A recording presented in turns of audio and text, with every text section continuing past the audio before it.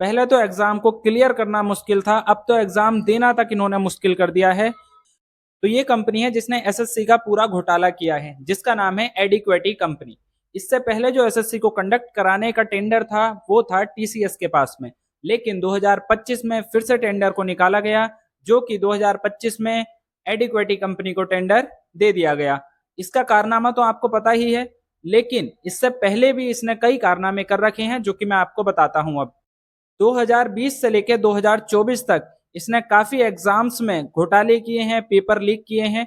जैसे कि अगर मैं आपको बता दूं तो MP teacher entrance exam, MP का पटवारी का एग्जाम, इन सभी में भी घोटाले किए गए। और इन सभी के बाद में 2020 से लेकर 2024 तक इसको एग्जाम कंडक्ट कराने के लिए इन एलिजिबल घोषित कर दिया गया था। लेकिन 2025 में ऐसा क्या होता है कि इसको फिर से टेंडर दे दिया जाता है। और टेंडर देने तक तो ठीक था, अब जैसे ही एग्जाम होने वाला होता है, सबसे पहली चीज तो ये है कि इन्होंने जो स्टूडेंट के सेंटर हैं वो आसपास नहीं रखे, 400 से 500 किलोमीटर की और इससे भी ज्यादा डिस्टेंस पर रखे हैं।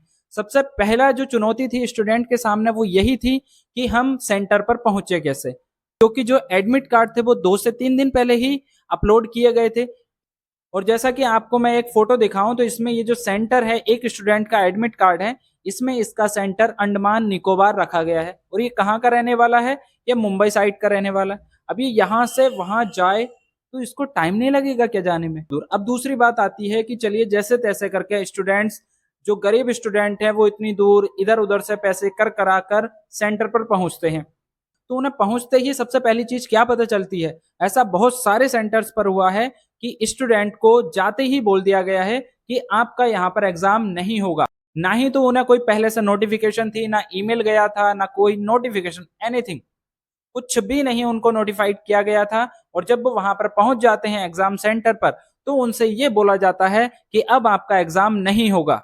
यहाँ तक कि कुछ स्टूडेंट्स का तो ये भी कहना है कि जब उन्होंने एंट्री के लिए अपना एडमिट कार्ड दिखाया तो वहां के जो गार्ड थे उन्होंने एंट्री देने से मना कर दिया, क्या कहकर कि यहाँ पर तुम्हारा सेंटर नहीं है।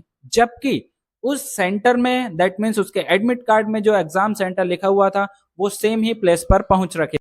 तक इनकी कोई व्यवस्था नहीं थी, हम गेट के बाहर खड़े थे। फिर जैसे ही एंट्री शुरू करी, हम लोगों ने अंदर जाना शुरू किया। हमारे सबसे पहले मैं ही थी आगे आगे, मैंने अपना एडमिट कार्ड दिया और इसके ऊपर देखिए, आप लोग खुद देखिए इसमें सेंटर नंबर 2 और गेट नंबर 2 लिखा हुआ है। जब उन्होंने मेरी चेकिंग करनी शुरू करी तो उन्होंने कहा कि आपका सेंटर नंबर 1 है और गेट नंबर 2 है और अब आप यहाँ पे पेपर नहीं दे सकते हैं। और उसके थोड़ी देर बाद उन्होंने जब एसएससी से दोबारा से अपना एडमिट कार्ड डाउनलोड किया तो उसका एग्जाम सेंटर तक चेंज हो गया। मतलब हैंड टू हैंड ही उनके एग्जाम सेंटर तक भी चेंज हो रहे हैं। इसमें दिखा रहा है आरके डिजिटल सेंटर नंबर 2 और गेट नंबर 2, और ये मैंने अभी एसएससी की साइट से डाउनलोड किया है। इसमें सेंटर दिखा रहा है पवन गंगा।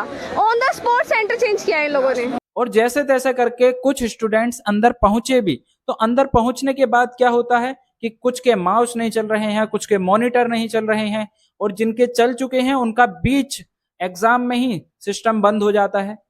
एग्जाम से वो ऑटोमेटिकली ही लॉग आउट हो जाते हैं। ये क्या सिस्टम चल रहा है इन एसएससी वालों का? क्या इन्होंने अपनी प्रिपरेशन की थी?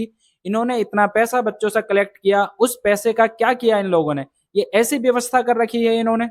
और मैंने एक वीडियो देखी जिसमें एक स्टूडेंट को एक एग्जाम सेंटर पर इतना मारा गया कि वो चलने के काबिल भी नहीं रह गया। आप सोच सकते हैं कि एक स्टूडेंट जो कि एग्जाम देने गया है और उसके साथ ये ऐसा बिहेव कर रहे हैं। और दिक्कत क्या थी कि उसको कुछ प्रॉब्लम्स आ रही थी उस सिस्टम में जो कि चल नहीं रहे थे। उसके लिए उसने कुछ बोला तो उसको मारा गया, पीटा गया, जिसकी वजह से उसकी बहुत ही ज्यादा बुरी हालत हो गई। और ऐसा पहली बार नहीं हो रहा है, अक्सर ऐसा होता है कि एग्जाम लीक होते हैं, कभी कुछ हो जाता है, कभी कुछ हो जाता है। और उसके लिए जिन टीचर्स ने आवाज उठाई उनके खिलाफ, तो उनको क्या किया गया? जब वो 31 जुलाई को दिल्ली पर सब कलेक्ट हुए, जैसे Gagan Pratap sir, Aditya Ranjan sir, Neetu ma'am, Naveen sir, Abhinay sir, बहुत सारे टीचर्स वहां पर पहुंचे, तो उनके साथ क्या किया गया? उन सभी को उठा उठाकर जेलों में डाला गया और उनके साथ ऐसा बिहेव किया गया जैसे कि वो कोई टेररिस्ट हो।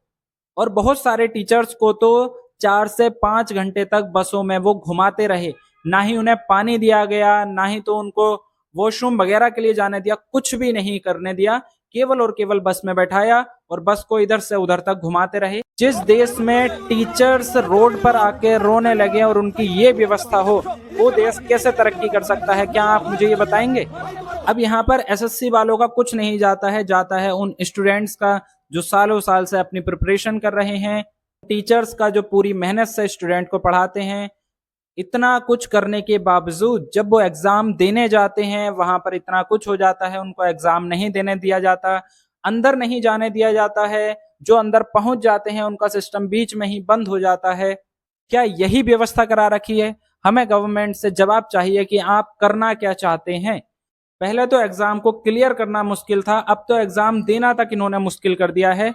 क्योंकि कोई सेंस नहीं बनता कि यार कोई राजस्थान का स्टूडेंट है और वो जाए साउथ साइड अपना एग्जाम देने के लिए 600 से 700 किलोमीटर दूर। क्या उसके आसपास एग्जाम सेंटर नहीं थे? लेकिन एसएससी ने उसको वो अलॉट ना करके इतनी दूर अलॉट किया।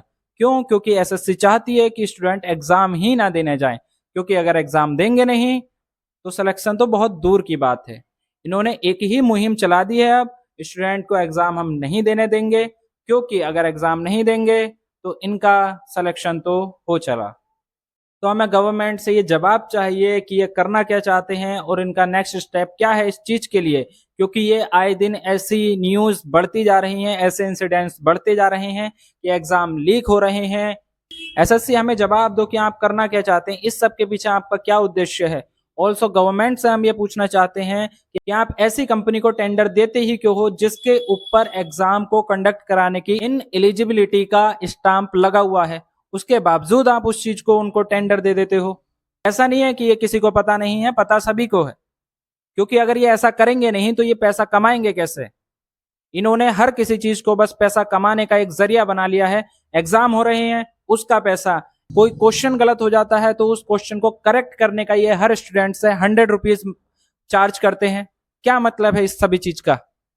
इन्होंने केवल और केवल धंधा बना दिया है और कुछ नहीं बचा है। बस इन्हें हर जगह से पैसा चाहिए और कुछ नहीं।